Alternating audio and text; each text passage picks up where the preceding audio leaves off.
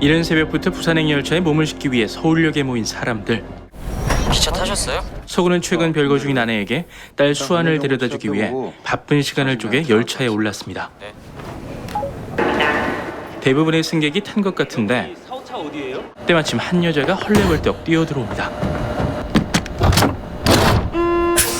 그렇게 지옥행, 아니 부산행 열차가 이제 막 출발했습니다.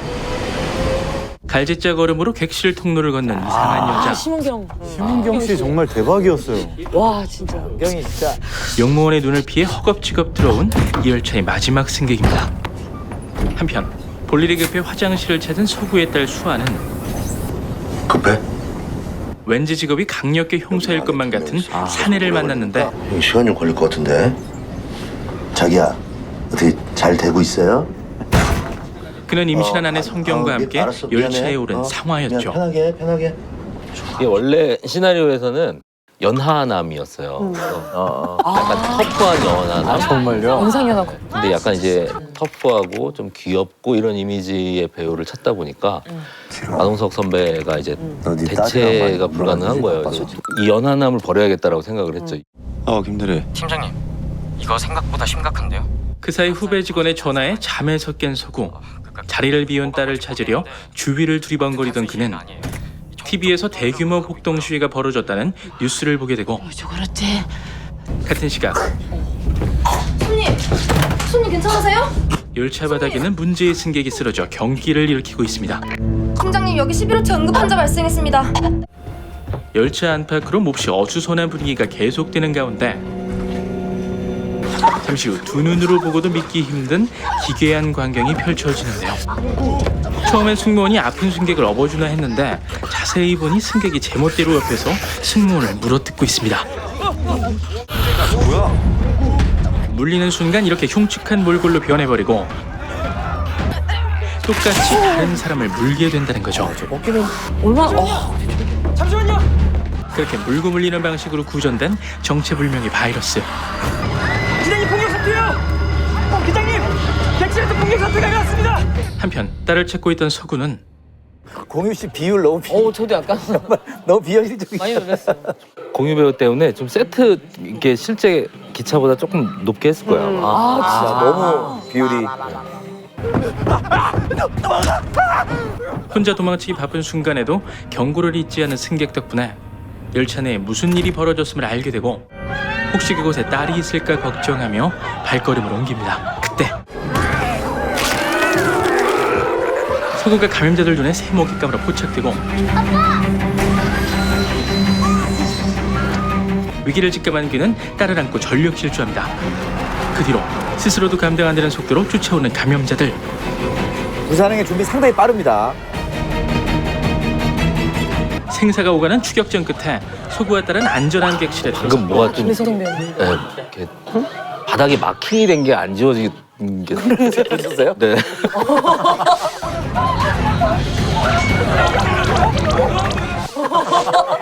적잖이 놀라셨어요. 본인 영화 모니터 때 못 보시고 지금 봤어.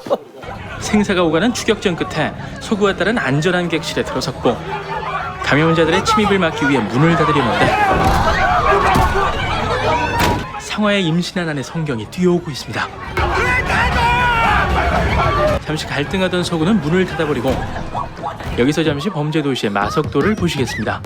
저 양복 입으신 분이 안무 그 트레이닝에서 그래서 몸을 이렇게 잘. 사태는 극적으로 진정됐지만 앙금은 너 나한테 할 얘기 좀 있지 않으세요? 무슨 소리야? 널 나와. 너내 술 진짜 놀랐어요. 이게 아니에요. 다들 겁나니까 그런 거야. 한편 열차 밖의 상황도 안과 크게 다를 바 없었는데 시위도로 표현된 감염자들이 전국 곳곳을 잠식해가던 그때 정부는 이와 반대로 잘 대처하고 있다는 거짓 발표를 내놓고 국민 여러분의 안전에는 이상이 없을 것입니다. 뭐가 터지는 걸까 지금? 이용하잖아. 뭔가 폭발하는데 폭발. 우리 열차는 대전역까지만 운행한다는 사실을 알려드립니다. 사태 진압을 위해 군부대가 대기 중이라는 대전역에 멈춘 열차. 부산일 거예요 아마 여기가. 아니, 서울역이 아니고. 여기가 원래 동대구라는 설정인데 아마 여기가 아니, 서울역이 아니고. 왜? 대전이에요. 아 죄송해요. 괜찮으세요? 대전역인가. 모든 승객들이 메인 광장 쪽으로 줄지어 나가는 그때 서구는 딸 수환을 데리고 옆길로 새는데요. 메인 광장으로 나가지 말고요. 동광장 쪽으로 나오세요. 예? 사전에 몰래 받은 정보로 더 안전한 쪽을 택한 거죠. 고마워. 그런데 여긴 어디야? 아, 군인들이. 일산. 어제 많이 들어본 가래 끓는 소리가 들린다 했더니 이곳저곳 할 것 없이 밀리터리 감염자들이 때로 덮쳐오기 시작합니다. 야 빨리 와! 딸과 몰래 도망쳤다가 사람들의 도움으로 겨우 생존권에 들어온 서구는 이제야 자기만 살겠다는 이기심을 내려놓고 사람 구실을 하게 되죠. 하지만 부대급 병력의 감염자를 막기엔 역부족인 상황. 가장 힘이 센 상화가 가까스로 문을 잠가보지만 도망칠 시간만 벌어주는데 그쳤을 뿐. 이거 찍을 때 저희가 모니터를 못 한다 그랬어요. 유미 언니랑 너무 리얼해가지고. 아, 모니터를 못 하겠다고. 네. 그 사이 먼저 열차 안으로 피신한 사람들. 그중에 극강의 분노 유발자가 있습니다. 언제까지 기다릴 거야? 출발 안 할 거야? 안 돼요. 내 친구 나도 안 할게. 너무 세게 미치네. 안 그래? 저 이성 선배 눈은 약간 CG를 좀 한 거야? 아 진짜. 약간 좀. 진짜? 안 했어요. 왜 그래? 진짜인 줄 알았어. 그래 난 선생님 난 그것도 모르고 그래 맞아 사람 눈에 저렇게 될 수가 없어. 이렇게 아니 왜냐면 주인공 슈퍼패스로 살아남은 서구는 감염자들보다 더 무서운 이 악당부터 응징하는데 다 들어올 수 있었잖아.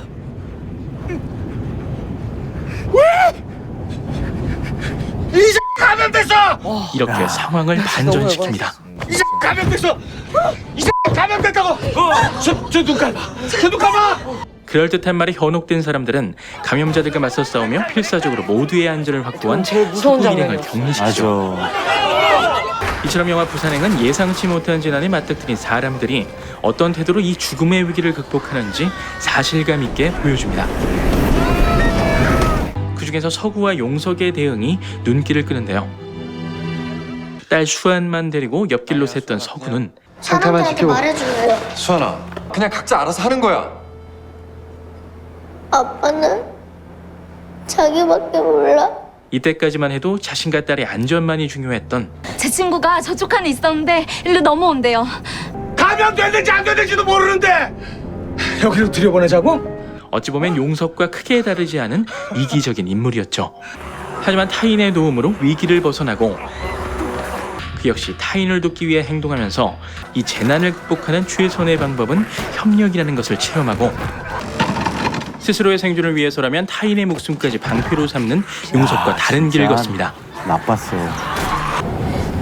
물론 서구에게는 이 재난에 대한 일말의 책임이 있었습니다. 팀장님, 이거 유선 바이오에서 시작됐대요. 우리가 작전 걸어서 억지로 살려낸 그 유선 바이오요. 주식 장난을 쳤어. 그렇죠? 팀장님, 이 난리가 난 거랑 우리랑 상관없는 거죠? 예? 이를 통해 영화는 우리가 현실에서 맞닥뜨리는 무수한 사고들이 어쩌면 개인의 욕심과 불의에서 비롯될 수 있다고 경고하죠. 감염자 역할을 훌륭히 소화한 100여 명의 보조 출연자 덕분에 어색하지 않은 한국산 좀비 블록버스터의 가능성을 확인시켜준 영화. 시종일관 긴장감과 박진감 넘치는 연출에 생각해볼 만한 사회적 메시지까지 담아낸 영화 부산행이었습니다. 오늘 문이 잘 안 열려요. 진짜.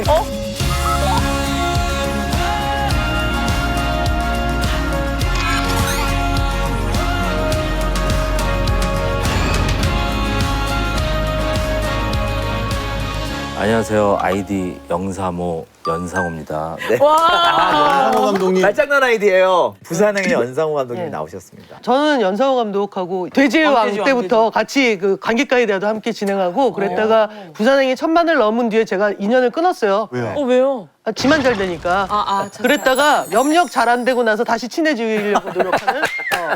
우리 안소희. 단톡방 아이디 소인 안소희입니다. 네.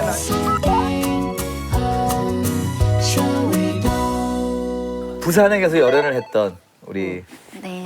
미팅 당시에 소희 씨가 했던 이야기가 좀 인상적이었다고. 네네네. 어떤 이야기를 하셨나요? 남영동 산다고 그래가지고 인상적이네요. 이거 이해만으로. 남영동이요? 캐스팅. 아니, 반대로 소희 씨는 어떠셨어요? 우리 감독님 처음 뵀을 때 미팅 당시에. 사실 작품 처음에 뵀을 땐 되게 세서 예전 애니메이션 작품을 봤을 때 네네네네. 어떤 분이실까 궁금했는데 굉장히 캐릭터적이세요. 감독님이 워낙. 그래서 되게 재밌었어요. 자, 연상호 감독께서는 한국 최초 좀비 블록버스터라는 장르를 시도한 것만 봐도 굉장히 도전 정신이 있는 분이라는 생각이 드는데 그래픽 노블이라는 장르에도 도전하셨다고 들었어요. 네, 얼굴이라는 작품. 그래픽 노블이라면 어떤? 그림 장수가 많은 건 아닌데 한 장의 만화가 가지는 그 어떤 예술적이거나 또는 그 이야기적인 것이 굉장히 강한. 얼굴은 제가 저 예전에 만들어서 애니메이션이랑 되게 비슷해요. 되게 이렇게 보고 나면은 우울해지고. 아까도 계속 루저 얘기하시고 그러니까 약자, 루저 이런 이야기들에 좀 관심이 더 많으신 것 같아요. 네네. 어릴 때는 다 자기가 잘난 사람이 되고 싶잖아요. 근데 학교를 가는 순간 알게 되거든요, 자기가. 가는 순간? 네. 보통 학교 생활하다 알게 되는데 가는 순간 알았어요, 저는. 나는? 이게 망했다. 루저 쪽이다. 그래가지고 그때부터 좀 굉장히 그런 걸 좋아했어요. 오히려 이 편에서 해야겠다. 그래서 좀비들이 이렇게 루저 같은데 막 사람들이 막 무서워하잖아요. 막 언젠가 이게 루저들은 결국 숫자로 이긴다. 우리 그쵸. 1958년에 리처드 매디슨이라는 작가가 나는 전설이다라는 책을 씁니다. 소설을. 바이러스로 인간을 파먹고 단체 행동을 하는 거죠. 그러니까 최초의 좀비라는 원칙이 만들어진 거예요. 그래서 이제 그러다가 그 조지 로메로 감독이 살아있는 시체들의 밤이라는 시리즈를 2000년대까지 만들어요. 원래 조지 로메로 감독이 이제 저예산으로 그 영화를 만들 때 사람을 먹는 외계인 영화를 만들려고 했는데 돈이 너무 없는 거야. 외계인 만들기에. 그래가지고 얘가 B급 발상에서 시작을 한 거네. 그래서 그냥 인육 먹는 뱀파이어로 가자. 뭐 이러면서 절충하면서 갔던 게 살아있는 시체들의 밤이었고. 조지 로메로 감독이 제일 대단하다고 생각하는 게 그 특성에 대해서 왜 감염이 됐고 왜 시작이 그걸 질문 엄청나게 많이 받았는데 그걸 끝까지 얘기를 안 하고 그냥 이건 미지의 존재다로 남겨놓고 저작권 등록도 안 하시고 그래가지고 좀비가 하나의 캐릭터가 아니라 하나의 장르화 될 수 있었던 것 같아요. 그렇게 만들었고 그 조지 로메로 감독이 2000년대까지 그 시리즈를 계속 이어 만들어요. 어떤 좀비 영화 제일 좋아하세요? 저는 많은 시리즈가 있는데 잭 스나이더 감독이 만든 그 새벽의 저주라는 새벽의 저주 리메이크작이죠. 그 전에는 되게 이제 막 B무비 느낌이었는데 되게 세련됐다라는 생각을 그리고 국내 영화 매니아들 사이에서는 이제 미드, 워킹데드, 워킹데드 시리즈가 정말 많은 매니아들을 낳았죠. 그렇죠. 좀비라는 존재가 왜 나왔을까요? 이 상징하는 의미가 뭘까요? 그러니까 기본적으로는 익숙하지 않은 문화와의 조우 뭐 이런 것들이라고 생각해요. 그래서 사실은 좀비 영화를 좀 잘 못 만들면 혐오나 배타적인 이야기를 만들 수도 있는 거거든요. 그러니까 좀비 영화를 보면 그렇잖아요. 이 사람 아픈 것 같아. 그래서 도와주려고 그러다가 자기가 희생당하는. 길 가다가 누구가 경련을 일으키면 도와주지 마. 위험해. 라는 얘기를 하는 것 같기도 하고. 그래서 사실 좀비 영화 만들기가 어려운 것 같아요. 좀비는 사실은 좀 보면은 제가 이제 좀비 좋아하는 이유 중에 하나인데 별로 악의가 별로 없어요. 그냥 배만 고프지. 네, 본능적인 느낌이고. 배고픈 거지. 그래서 저 좀비가 좀 다른 괴물들이랑 좀 많이 다른 것 같아요. 근데 연상호의 영화의 그 핵심은 그 좀비가 어떻게 한국에서 나오는가 또는 그 좀비로 인해서 한국에선 어떤 사람들이 어떤 생각을 하는가. 악역을 하는 김우정 배우서부터 아버지와 딸까지 한국의 전형적인 어떤 인물들이 나오거든요. 여기서 한국에서 전형적이지 않은 인물은 마동석 씨밖에 없어요. 우리나라에 그렇게 힘센 사람 없으니까. 혼자 히어로 혼자만 UFC 스카프 찬 선수처럼. 근데 이를테면 일하는 아버지와 직장의 문제 또는 이기적인 어떤 중산층의 문제 다양한 그 사람들이 되게 당대적으로 있을 법하고 그 군인들 좀비도 되게 당대적이죠. 맞아요. 예, 먼 사건만 나면 군복 입은 사람들을 투입하면서 위험에 제일 먼저 노출시키는 군인들이 제일 먼저 좀비가 되기도 하고. 그리고 언론 막 그러니까 언론 뉴스도 있고. 그래서 사람들이 이 사건을 낯선 판타지로 보는 게 아니라 일종의 메르스 같은 우리가 이미 TV에서 많이 봤던 어떤 전염병 카테고리 안에서 보니까 이 영화를 좋아하게 된 것 같아요. 너무 동감하는 게 저는 그 승객들이 어떻게 보면 약간 작은 사회처럼 다 있으니까 이게 처음엔 좀비 영화로 봤다가 마지막에 약간 보는 관점이 좀 바뀌는 것 같은 그런 느낌이 있었어요. 그러니까 좀비 영화를 만들고 싶은 사람 되게 많았겠죠. 또는 서울에서 부산으로 가는 KTX 안에서 벌어지는 어떤 사건을 영화로 하고 싶은 사람은 많았겠죠. 근데 그 두 개를 엮어서 만약 그렇다면 이라고 시작한 사람은 연상호 감독이었던 거죠, 결국에. 됐지? 네. 우리 다시 친구야 이제. 근데 미안했어. 내가 너무 질투했네. 좀비였어요? 1번 순위가 좀비였어요? 아니면 부산으로 가는 기차라는 게 어떤 게 순위였을까요? 두 개가 동시에? 동시였어요. 그 전에 이제 서울역이라는 애니메이션을 하고 있었는데 서울역이라는 애니메이션이 먼저였던 거죠. 그러니까 이를테면 서울역에서 처음 좀비가 발생하게 되는?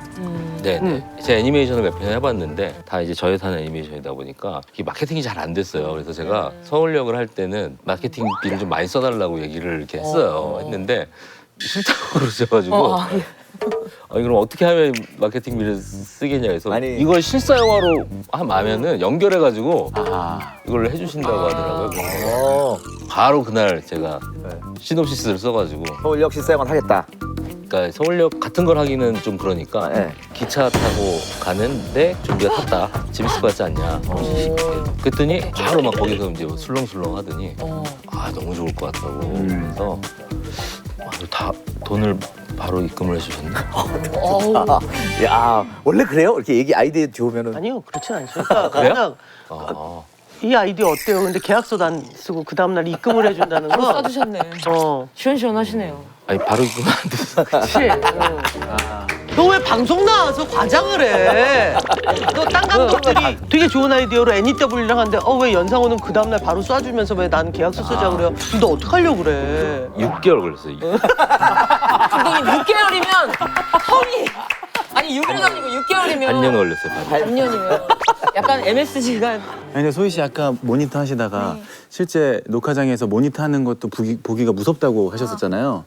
처음에 아까 이렇게 군부대 좀비가 때로 왔을 때가 단체 촬영을 한 첫날이었던 것 같아요. 그래서 촬영을 하고 모니터를 해야 되는데 유미 언니랑 처음에 한두 번은 우린 안 볼래, 우리 못 보겠어 이러고 이렇게 몰래 보다가 깜짝 놀래가지고 조금 적응하는데 시간이 걸렸어요. 근데 나중에는 편해져서 같이 그냥 분장하고 밥 먹고 정말 한국적인 좀 좀비를 만들기 위해서 좀 주안점을 둔 부분이 있다면 네네. 어떤 게 있을까요? 동해안권에서 만든 좀비 영화들을 좀 봤는데 상당히 어색하더라고요. 그 뭐라고 해야 되나 특수 분장이라고 해야 될까요? 그게 이게 무슨 가면 쓴 것 같은 거예요. 너무 이게 아무리 정교하게 한다고 하더라도 그래서 최대한 분장을 좀 적게 하자. 그냥 뭐 일반인에서 뭐 눈이랑 핏줄 정도만 하고 오히려 움직임 쪽에 집중을 하자. 움직임이나 이런 것들. 그래서 그 안무 선생님이랑 만나가지고 그거에 대해서 얘기를 좀 많이 했죠. 브레이크 댄스 같은 느낌의 뭐 그런 것들. 막 그 좀비 분들이 트레이닝 강도에 따라서 이렇게 급이 나눠져 있어요. 클래스가 따로 있는. 많이 받으신 분들이 있고 유연하신 분들은 그래 아니 어떤 분은 몸이 팔처럼 휘어져. 아까 팔 뒤로 넘어가신 분들 계세요. 그런 분들은 A급인가요? 그쵸.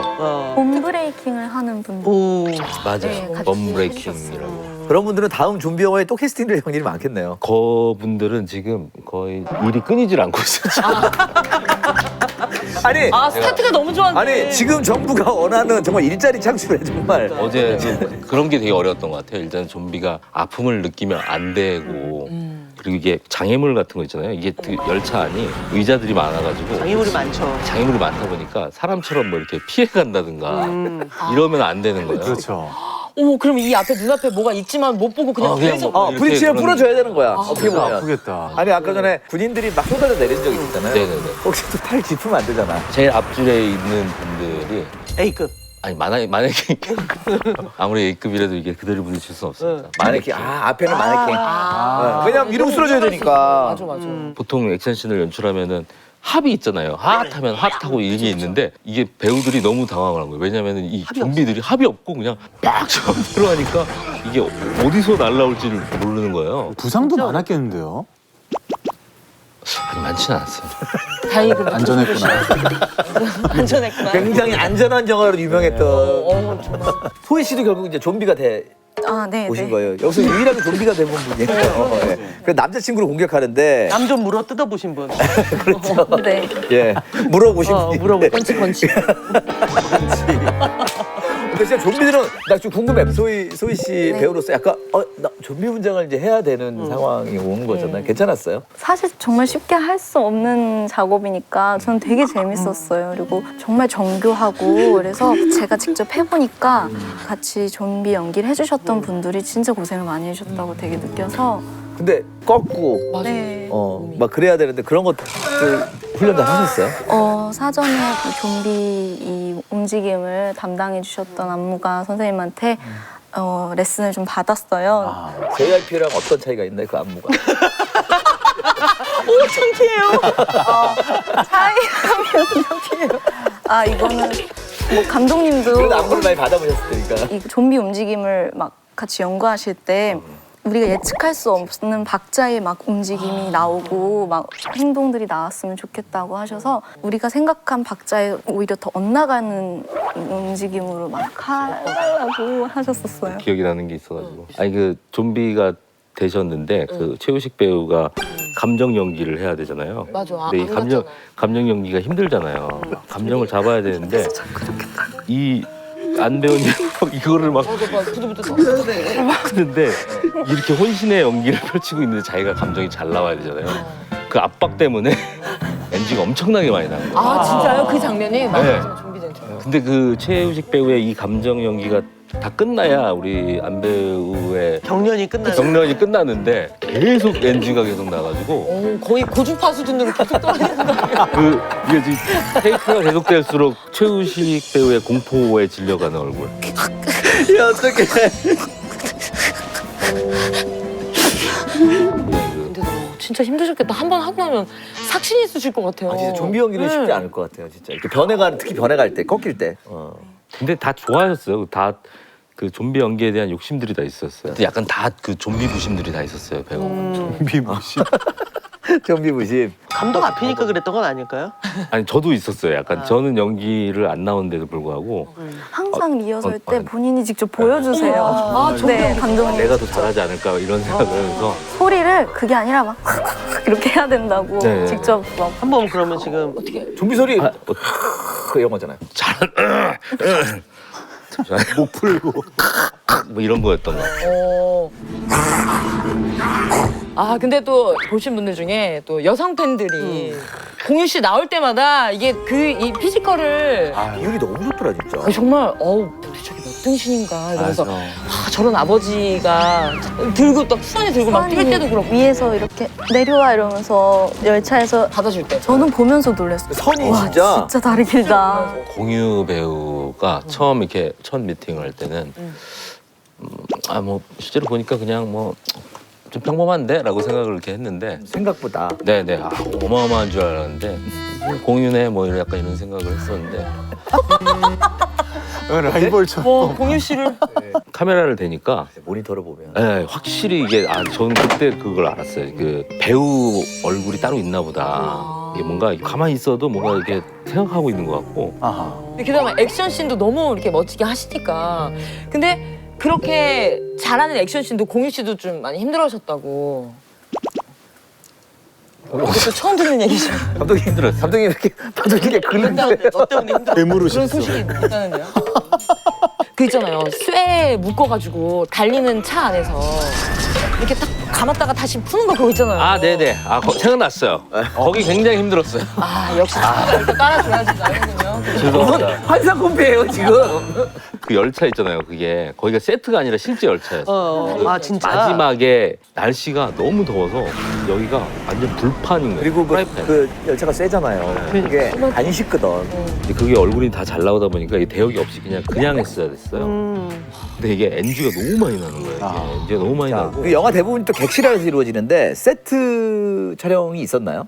거의 다 세트. 세트고 세트를 2개를 북한을 지어놓고 이게 원래는 KTX에 그 요청을 했었대요. 그 설계도를 요구했는데 그게 이제 보안이어서 그 미술팀들이 직접 KTX에 타서 이렇게 측량도 하고 뭐 그러면서 준비를 하셨다고 다 하더라고요. 구현시킨 거네요. 네. 관객들은 세트는 잘 모르는 것 같아요. 모르죠. 그래서 네, 그래서 그게 아니 진짜 너무 막 되게 빠르잖아요, KTX가. 그걸 정말 실제로 가는 것처럼 저는 느꼈는데 그런 건 어떻게 구현하신 거예요? 그게 실제 열차에서 찍을 수 없으니까 이제 그린을 대고 나중에 CG로 합성을 하는데 일단은 저희가 열차 안에서만 일어나다 보니까 이게 다 합성인 거예요. 이게 너무 비용이 CG 비용이 너무 높아져서 그 후면 영사라고 해가지고 그 LED판 쉽게 얘기하면 뭐 거대한 모니터 같은 거로 이렇게 이제 바깥에 지나가는 거를 했죠. 그 LED판 뒤에 또 조명을 달아서 어떤 스팟에 그걸 대니까 그게 리얼해 보이더라고요.